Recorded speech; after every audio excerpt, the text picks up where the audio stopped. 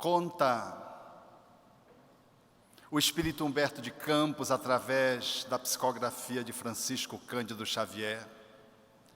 numa mensagem demasiadamente expressiva e longa, que Jesus, depois de partilhar o encontro com os missionários da filosofia e da ciência, se dirigiria a Jan Hus para lhe acenar sobre o seu compromisso naqueles dias de transformação.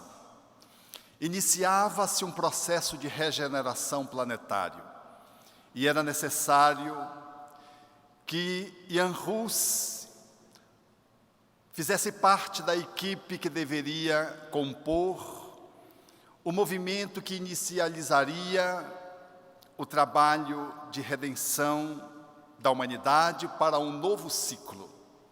E, dirigindo-se a Hus, Jesus deveria lhe afirmar alguns pontos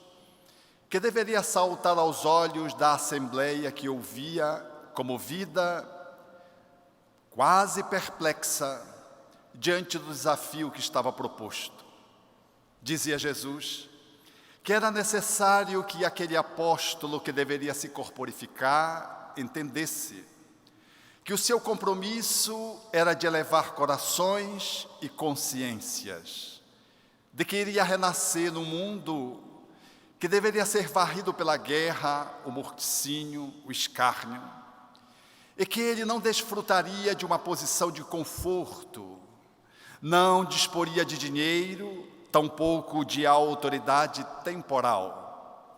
Viveria os desafios de um homem que, convidado a dar a sua contribuição, deveria experimentar as pedradas, os sarcasmos, as agressões, e de que, nesse viés, Hus não deveria jamais esquecer a necessidade de poder reavivar o tesouro das religiões que naqueles dias estavam ameaçadas. Era a proposição a fim de que aquele espírito pudesse, de algum modo, fazer um mergulho na carne para, ao invés de servir-se de Jesus, pudesse servir a Jesus, amparando as criaturas e a humanidade. Hus deveria vir junto com luminares do pensamento, aonde o caldo de cultura das invenções, das proposições, alcançavam um nível nunca visto. Era um movimento de transformação inevitável, ao corporificar-se.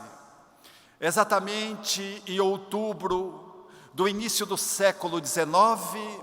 o mundo deveria se beneficiar com inúmeras personalidades que pontificariam na ciência, na filosofia,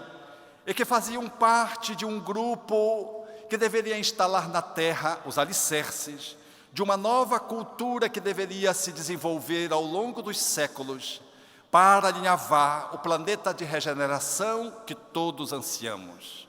Foi assim que surgiu, naqueles dias, a figura incomparável de Allan Kardec,